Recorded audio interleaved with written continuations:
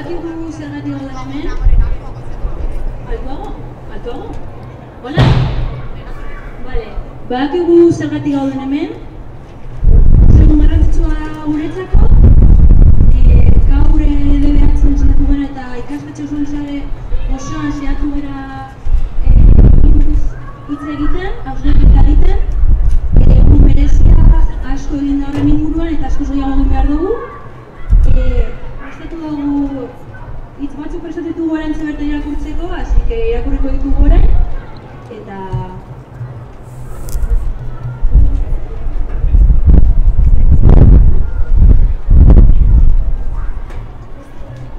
zer gertatuko litzateke emakumeak etxeko lanetan eta familian zaintzen edo? Zer ondorio izango dituzke horrek bizitza eta gizarte orokorrean? Nola beteko lirateke behar horiek?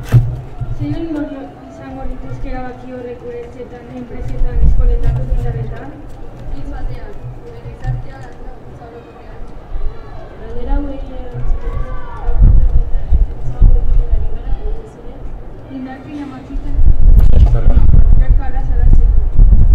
Pairatu behar zamak salatzeko.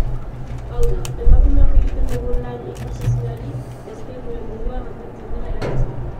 Gazteak edozein adimetakoak, ezkonduak, ezkongabeak, alardunak, Jubilatuak, ikasleak, irakasleak, langileak, langabetuak, zaintzaileak, Etxeko andreak, amak, amonak, emakumeak eta gizonak denok gara beharrezkoa.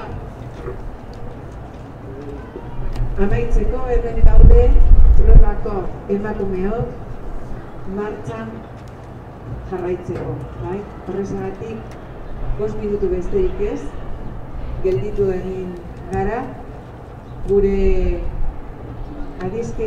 gure lankideak hor daude, bai? Eta eskertzekoa da. Eskerrik asko Trueban. En Trueban educamos en la igualdad y trabajamos en la igualdad.